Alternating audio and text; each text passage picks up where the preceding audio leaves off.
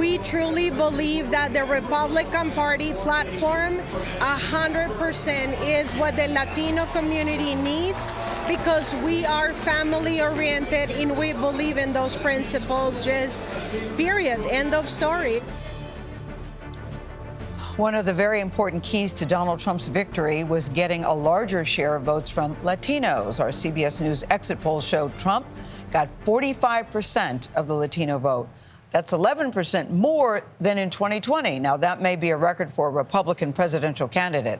The last one to get such a large share of Latino support was former President George W. Bush, and that was back in 2004.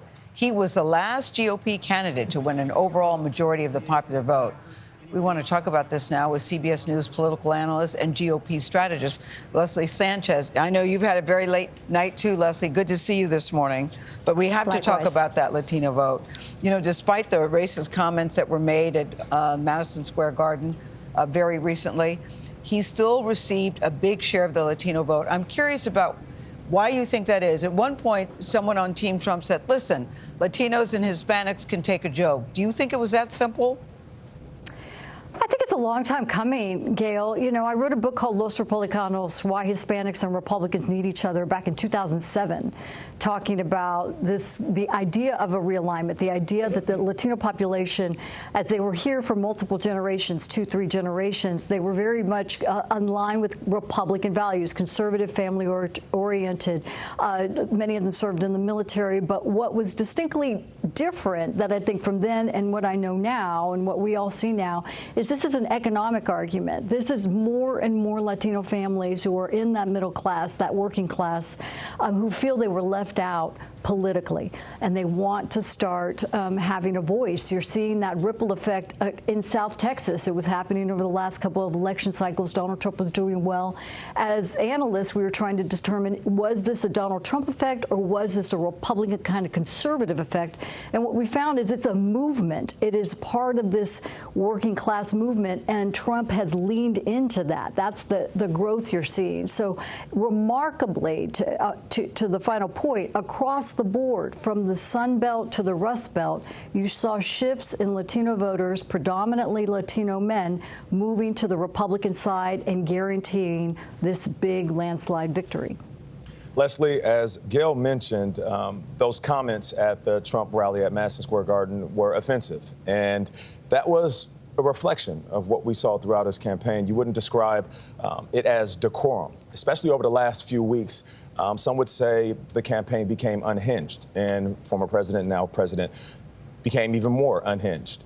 As a Republican strategist, how would you like to see him in office the next 4 years? Would you like to see him be more presidential and leave a legacy that isn't stained?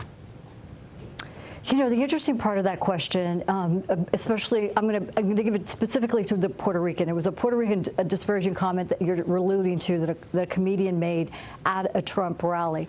But in speaking to Puerto Rican voters, for example, in the suburbs of Philadelphia, they would say, you know, in 2016, I voted for Trump. In 2020, I didn't like his style. I moved away from him. I voted for Biden. But this time, I'm going to come back around and vote for Trump. Do I like his comments? Absolutely not. It's not what I want my children to hear, but I feel it's my responsibility to guide my children. I want him to control and guide the economy.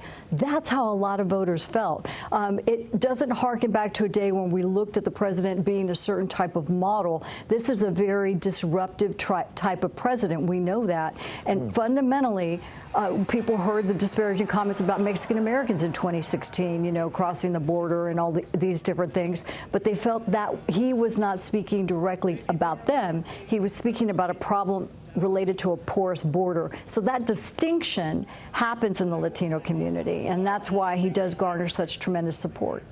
So that distinction that you're talking about, Leslie, is so interesting to me. And I've long wondered, and we've talked about this privately, if now both parties need to stop thinking about the Latino vote as a monolith, because you mentioned Puerto Ricans, and that is very different, for example, than the way perhaps Cubans might vote in the state of Florida, a state that you know very, very well. And that is different than the way, for example, Dominican Americans here in New York City might vote, because the issues are different. And I think for too long, operatives have treated the Latino vote just the same way that they've treated the black vote as a monolith, and maybe it's time to think about it a little bit differently. How do you see it? It's time to think about it differently. It's time to start thinking about us as Americans, right? The idea that we're broken down into those different ethnic groups and siloed is not what Latino voters particularly are looking for. The important number with Donald Trump in this election was 45%. He earned 45%. That's historic amount of his support of any Republican presidential candidate in history. He didn't win 50%, right? He didn't get 51%. But when Republicans, especially at the top of the ticket, can get in that 45% range, they win down ballot and they win in landslides. I think you saw it in the Sun Belt, and it's moving its way across the country. So to your point, issues that are important, economy was important regardless of their zip code, of their heritage, of their place of origin and place of birth, or even the language they spoke at home. These are working class, middle class families that have really been struggling and are looking for a way out. Leslie, before you go, are you personally okay with how he behaves as a Republican strategist? Is there ever talk amongst yourselves that, boy, I wish he wouldn't do that? Or are you okay with how he moves in the world? Yeah, I come out from the Bush Republicans, Gayle. You know, I've been part of the Republican Party as long as I've been voting. And this is not, you know, I was a Ronald Reagan Republican. This is not the way. And the reason I decided to go into public service, I expected different types of things. I was among a group of women who had a really difficult time with the style of former President and now soon to be President Trump. But I tell you, as time has changed, I feel his leadership is the right type of leadership for all communities, and especially my community, because on the fundamentals of improving the economy, getting inflation down, and securing the border, he's the right person for the job. A lot of people agree with you. Yeah, it transcends what Leslie, you're basically saying is it transcends, the economy transcends race and class. Leslie Sanchez. It really does. Always great to talk to you, my friend. Thank you very much.